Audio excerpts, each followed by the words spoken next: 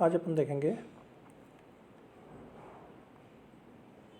Separation of lanthanides का पृथक्करण।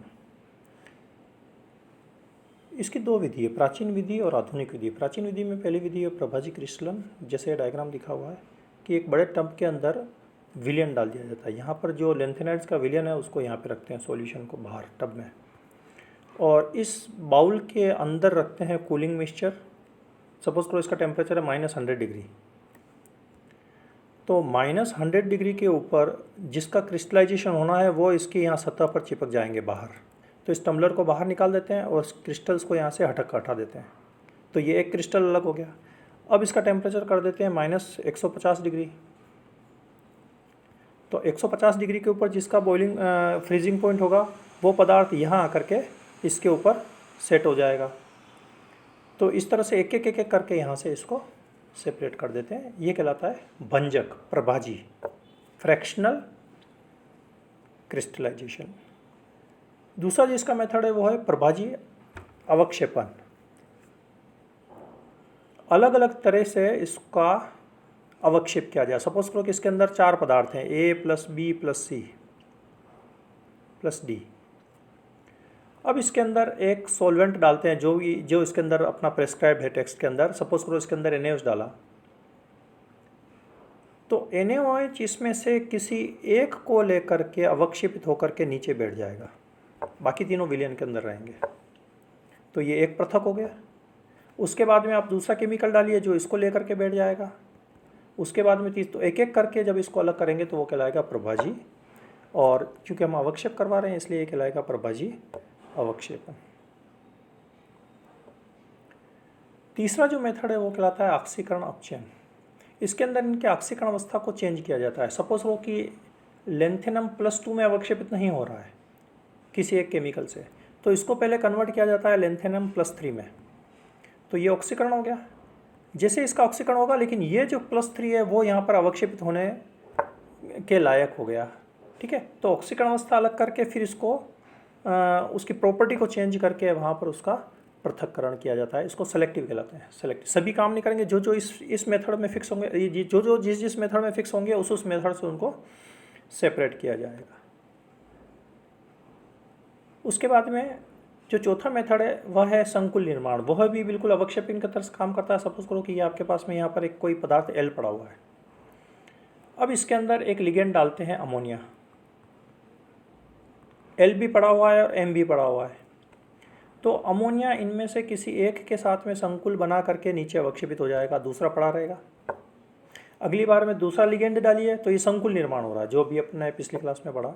ठीक है, अगली बार में इसमें दूसरा लिगेंड डालेंगे, सपोज करो H2O, तो H2O इसको अवक्षेपित करके नीचे बैठ जाएगा।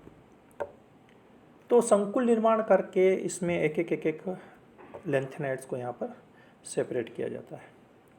इसके बाद में आती है हमारे पास में आधुनिक विधि। आधुनिक विधि के अंदर जो पहली और बहुत अच्छी मेथड है उसका नाम है आयन एक्सचेंज मेथड, जिसका डायग्राम कभी कुछ इस तरह से होता है, जिसके अंदर ये एक ब्यूरेट नुमा ये अपने पास में